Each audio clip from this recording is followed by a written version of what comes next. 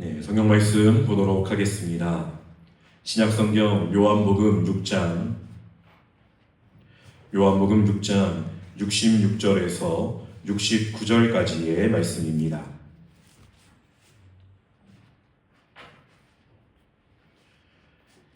요한복음 6장 66절에서 69절까지의 말씀입니다.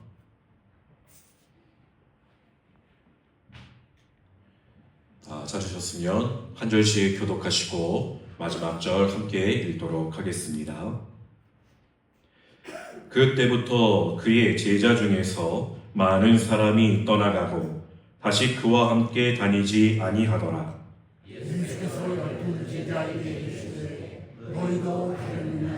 시몬 베드로가 대답하되 주여 영생의 말씀이 주께 있사오니 우리가 누구에게로 가오리이까?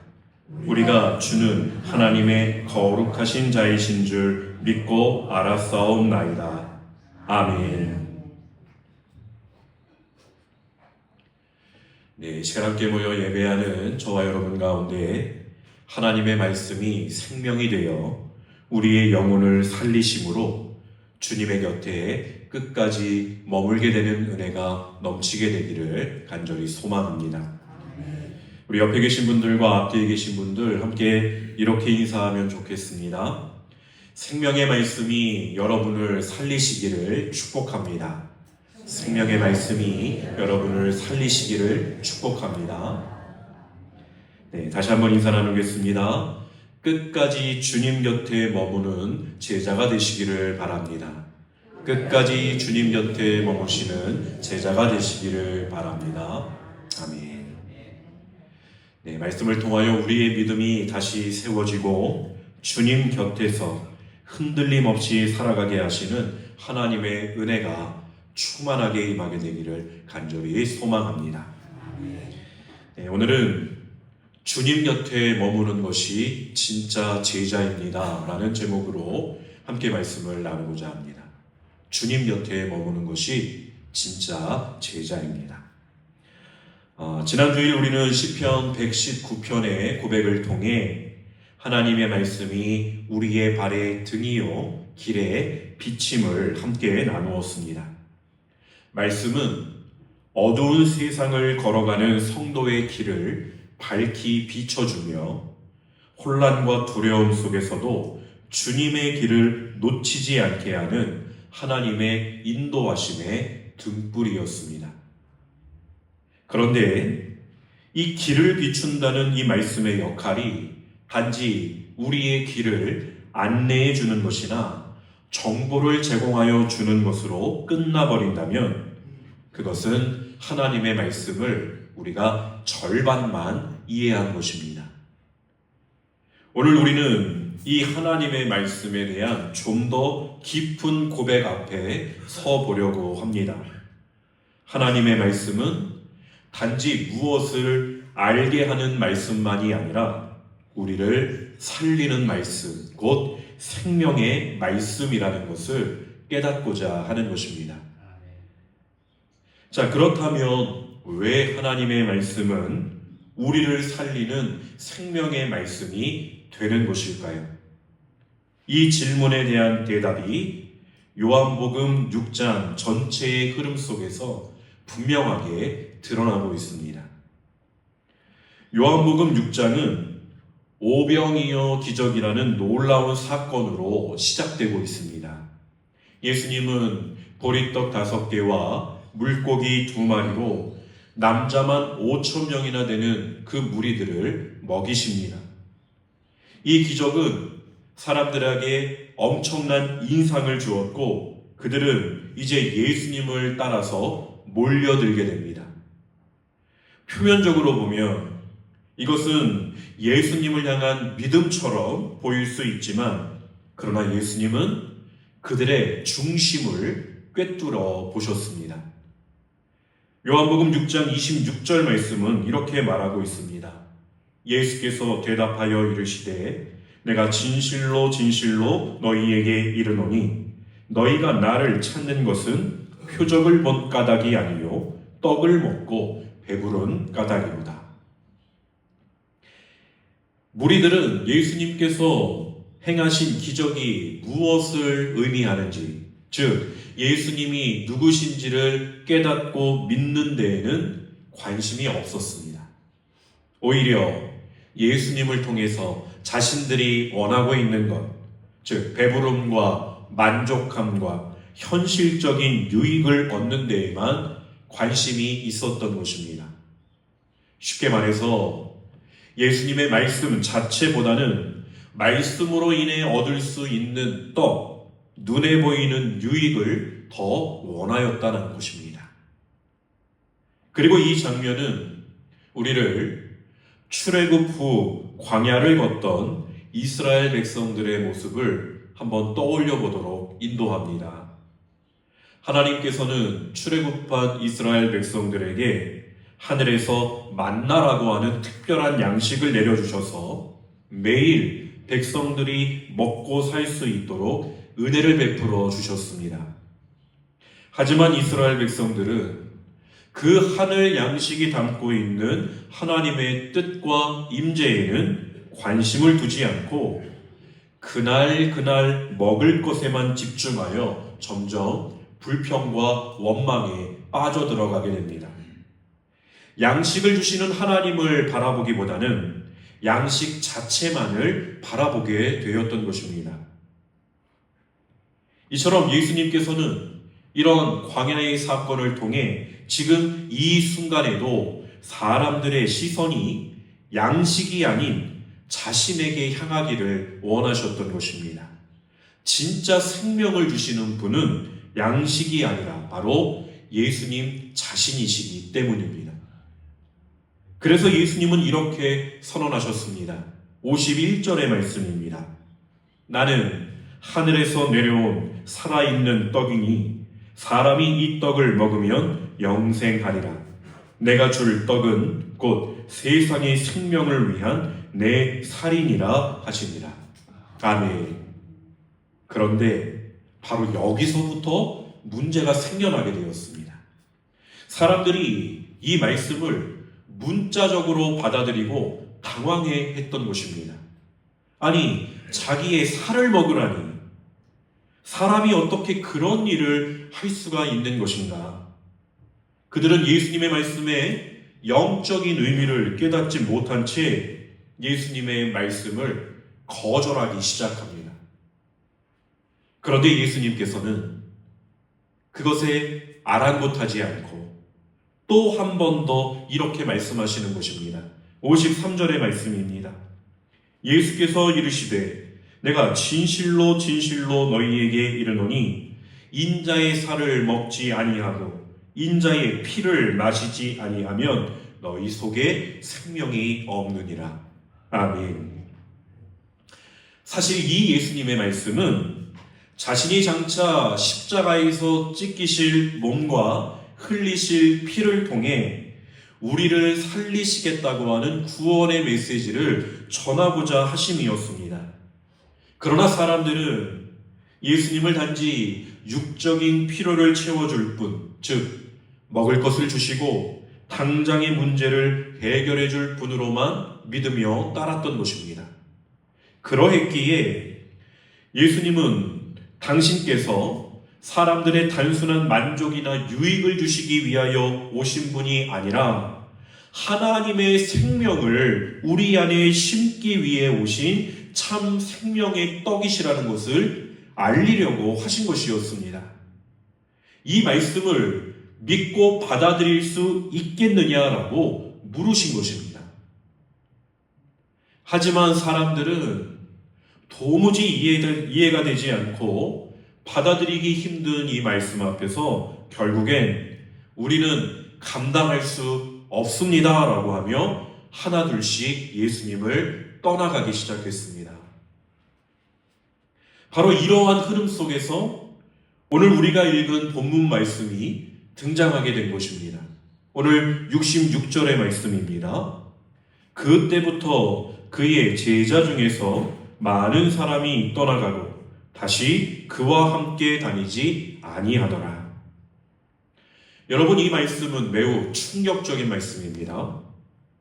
예수님의 제자라고 불렀던 사람들 중에도 이 말씀 앞에서 감당하지 못하고 예수님께 등을 돌린 자들이 있었다는 것입니다. 그들은 예수님 곁에서 예수님이 베푸시는 기적을 보고 따랐던 자들입니다. 예수님의 말씀을 늘 언제나 가까이에서 듣기도 하였습니다. 하지만 그 예수님의 말씀 속에서 자신들이 원하는 예수님의 모습과 예수님께서 걸어가야 하실 참된 하나님 아버지의 뜻이 대립되고 갈등을 빚게 되자 결국 그들은 더 이상 예수를 따를 수 없다라고 판단하고 떠나갔다는 것입니다. 사랑하는 성도 여러분, 오늘 우리들도 마찬가지 아니겠습니까? 오늘 우리들도 말씀이 나에게 위로와 힘을 주고 있을 때에는 아멘이라고 반응하지만 그 말씀이 지금의 내 삶을 바꾸어야 한다고 하고 내 생각과 내 기준과 내 계획, 내 욕심을 내려놓으라고 말할 때에는 우리는 조용히 말씀 뒤로 물러나려고 하는 마음을 갖게 되지는 않으십니까?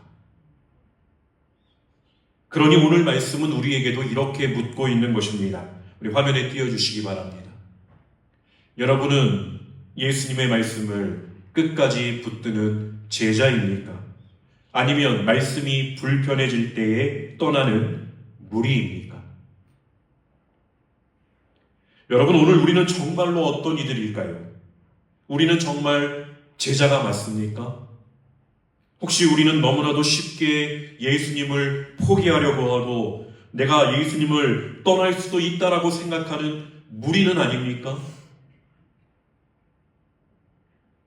이제 예수님은 이렇게 떠나가는 무리들에 반해서 남아있었던 12 제자에게 이렇게 물으십니다. 본문 67절의 말씀입니다. 예수께서 12 제자에게 이르시되 너희도 가려느냐? 너희도 가려느냐? 예수님의 이 질문은 단지 지금의 상황을 확인하려고 하는 말씀이 아니라 제자들의 믿음의 중심을 드러내기 위한 아주 본질적인 질문이셨습니다. 지금 너희들이 나를 떠나려고 하는 그 마음의 중심은 어떠한 것이냐라고 하시는 것입니다. 무리들은 자신의 유익을 위해 예수님을 따랐지만 제자는 예수님이 누구이신지를 알고 그분의 말씀을 따라가는 사람들입니다. 그래서 이 질문은 단지 12 제자에게만이 아니라 오늘 말씀 앞에 서 있는 저와 여러분에게도 모두 주어지게 되는 질문이라는 것입니다. 그리고 이 질문에 베드로가 어떻게 고백하였는지 우리는 주목해야 합니다. 본문 68절, 69절 말씀 우리 함께 읽어보도록 하겠습니다. 읽겠습니다. 시몬 베드로가 대답하되 주여 영생의 말씀이 주께 있사오니 우리가 누구에게로 가오리이까? 우리가 주는 하나님의 거룩하신 자이신 줄 믿고 알았사옵나이다. 아멘. 여러분, 베드로는 지금 어떤 상황에서 이러한 고백을 하고 있는 것입니까? 베드로는 많은 사람들이 하나 둘씩 예수님을 떠나가고 있는 그 분위기 속에서 어쩌면 예수님을 따르겠다고 하는 믿음이 위축될 수도 있는 그러한 상황 가운데에서 자신의 확고한 믿음을 고백하고 있는 것입니다. 그는 어떻게 이런 상황 가운데에서 이러한 고백을 할 수 있었던 것이겠습니까? 사랑하는 성도 여러분, 베드로는 예수님과 말씀 안에서 함께 걸어온 시간이 있었던 자였고 그 말씀 속에서 주님이 누구이신지를 직접 경험하였기 때문에 이 고백을 드릴 수 있는 것이었습니다. 그는 예수님을 만나기 전에 단지 고기를 잡는 어부였을 뿐입니다.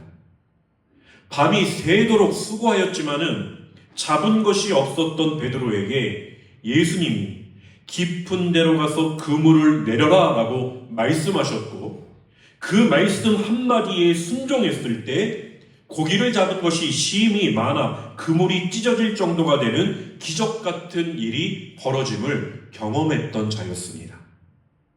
그때의 베드로는 단지 고기를 많이 잡은 것만이 아니라 자신이 죄인임을 깨달았고, 예수님의 입에서 나오는 말씀의 능력이 얼마나 놀라운 것인지를 몸소 체험하였던 자였다는 것입니다. 그뿐만 아니라 그 후에도 베드로는 수많은 기적을 목격합니다.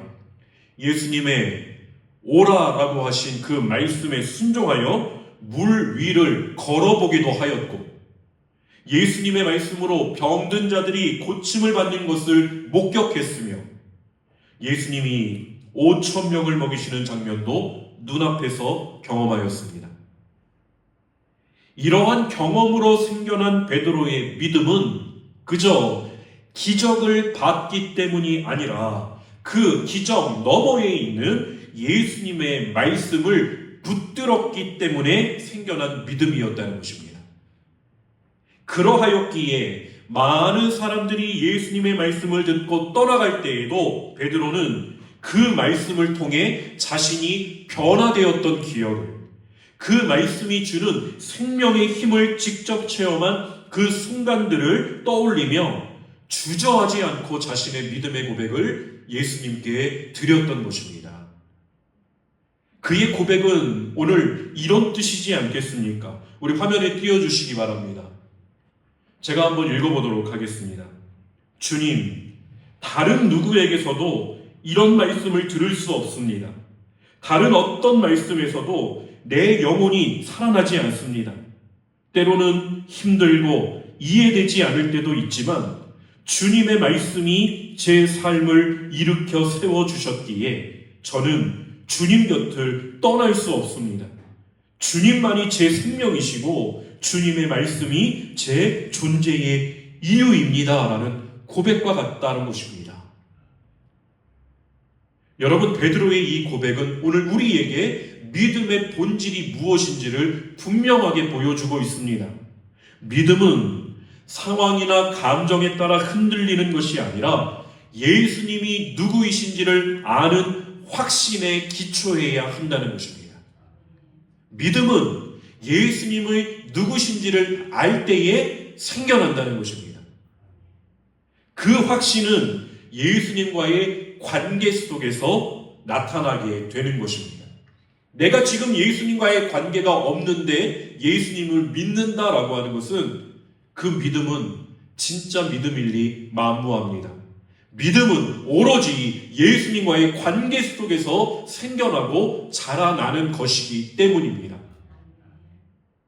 오늘 베드로는 우리가 주는 하나님의 거룩하신 자이신 줄 믿고 알았사옵나이다 라고 하였습니다.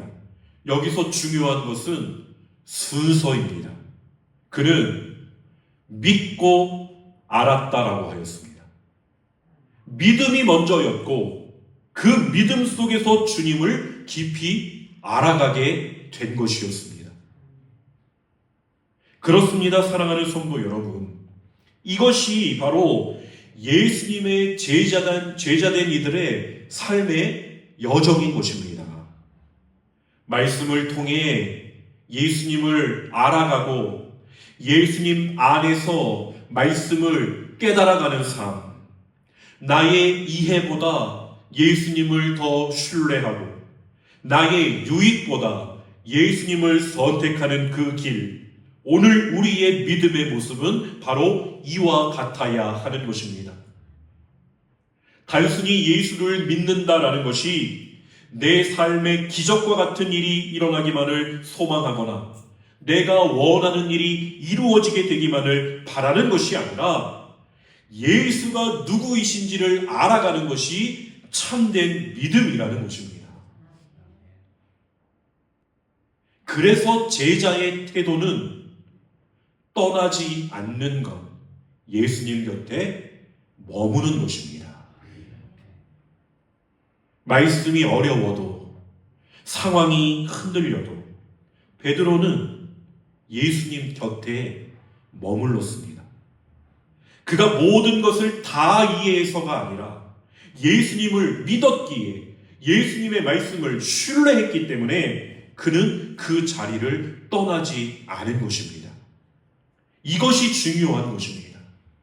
물론 이 말씀 이후에 베드로는 예수님을 부인하는 자리에 서게 되지만, 오늘 말씀에 비추어 보았을 때에 베드로는 자신이 모든 것을 다 이해해서가 아니라 예수님을 믿었기에, 예수님을 신뢰했기 때문에 그 자리를 떠나지 않았던 것입니다. 이처럼 끝까지 주님 곁에 머물며 신뢰하고 따르는 사람, 그가 주님이 찾으시는 진짜 제자인 것입니다. 말씀 앞에서 실족하고 떠나는 무리들, 그리고 말씀을 붙들고 고백하고 있는 제자, 지금 우리는 둘 사이에 서 있을 수도 있습니다. 그렇다면 예수님은 지금 우리에게도 동일하게 물으실 것입니다. 너희도 가려느냐? 이 질문 앞에 우리도 고백해야 하지 않겠습니까? 주님, 생명의 말씀이 주께만 있습니다. 그러하기에 우리는 주님을 떠날 수가 없습니다. 그 고백 위에 서는 교회, 그 고백 위에 서는 성도, 그 고백으로 하나 되는 공동체가 진정 말씀을 사모하는 공동체인 줄로 믿습니다. 사랑하는 성도 여러분, 오늘 우리에게 예수님은 어떤 분이십니까? 정말로 예수님은 나에게 지금 어떠한 분이십니까? 기적을 베푸시는 분이십니까? 나의 필요를 채워주시는 분이십니까? 아니, 그보다 더 깊이 예수님을 우리의 영혼을 살리시는 생명의 주님으로 고백하실 수 있으시겠습니까? 때로는 이해되지 않아도, 때로는 내 생각과 부딪혀도 그 말씀이 곧 생명이요 진리요 구원임을 믿는 자에게 주님은 끝까지 은혜로 함께하여 주실 것입니다. 그렇게 끝까지 주님 곁에 머무는 제자가 되어 말씀 안에서 생명을 누리며 살아가는 자들이 되시기를 주님의 이름으로 간절히 축원드립니다. 함께 나눈 말씀을 마음에 새기며 우리 이 시간 하나님께 고백하며 나아가기를 소망합니다. 우리의 인생을 살리시는 그 생명의 말씀, 그 말씀이신 주님께 감사를 드리며 이제 우리의 삶을 주님께 드리는 결단의 고백이 있게 되기를 소망합니다. 내 삶의 이유라 함께 찬양하겠습니다.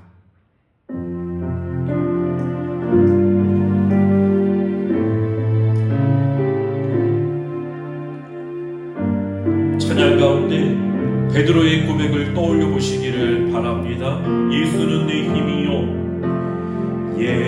예수는 내 힘이요, 나의 기쁨, 내 참 소망, 그 이름의 생명이 내 삶의 이유라. 예수는 내 힘이요, 예수는 내 힘이요, 나의 기쁨, 내 참 소망, 그 이름의 생명이 내 삶의 이유라. 오직 주만 따라갑니다. 오직 주만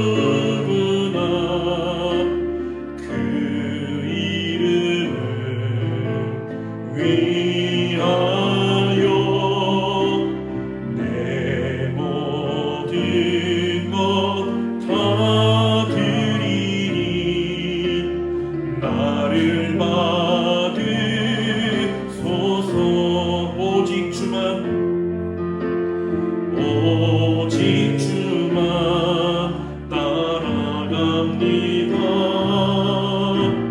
오직 주만 높이 받으소서.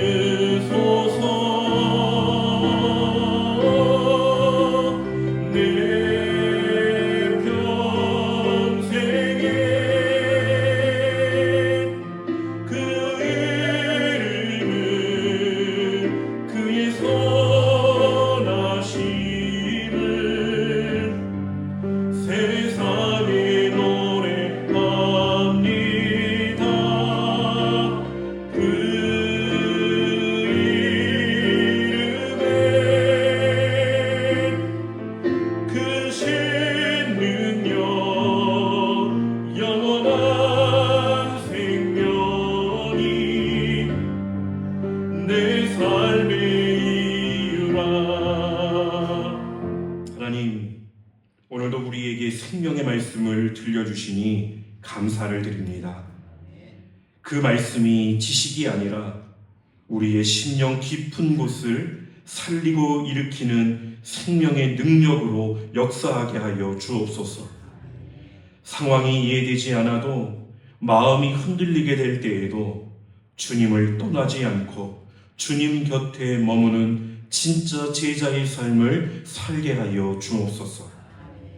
말씀이 불편할 때에도 주님의 사랑을 더 신뢰할 수 있게 하시고, 기적보다 말씀을, 유익보다 주님을 선택할 수 있는 믿음을 허락하여 주시옵소서. 오늘 우리가 드린 이 고백 위에 주님의 은혜를 덧입혀 주셔서 우리의 삶이 생명의 말씀을 따르는 걸음으로 이어지게 하여 주옵소서. 감사드리오며 우리 주 예수님의 이름으로 간절히 기도드립니다. 아멘.